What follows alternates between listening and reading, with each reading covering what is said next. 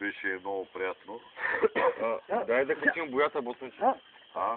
Босмане, седи малко, искам да ти кажа една приказка, пък за един дето много имал доверие на жена си. Седи сега.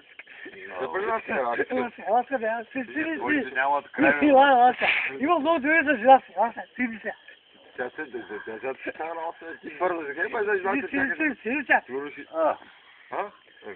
Един... Слушай, знаеш какво става? Кубите си не са само сега.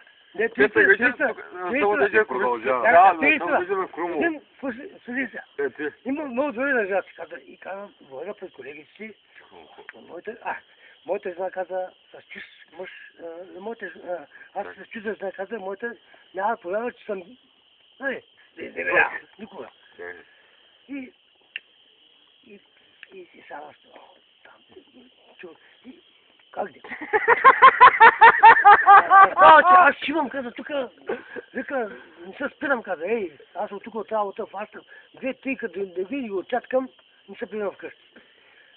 Къде техника ли, бе? Да, и чакайте. И на другия ден сутринта обаче, жена му, този жена му, на опашка на баничките на ден за закуските.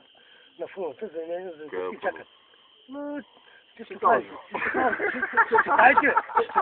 Стукайте, Лаван. Потенциалните съдете за куцките, бе. Вие сте сгодили, он не е вица, чакай служи сега.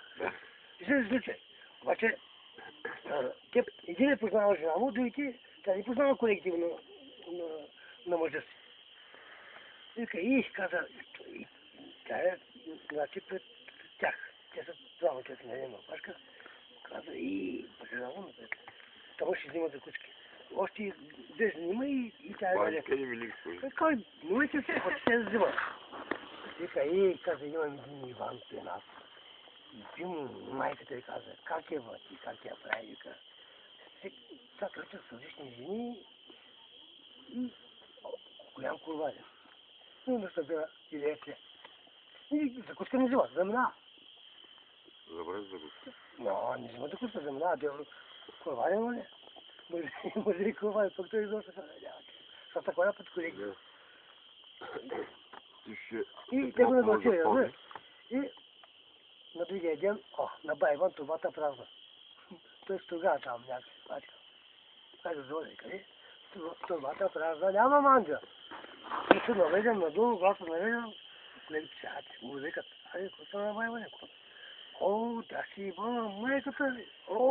Дисциплата злоб се жената, бе. Каза, чакай, нали доведе ти бъде жената, бе. Жената не ти бъде. Та каза, нещо стало, там не знам какво стало, той мълчи, на другия ден,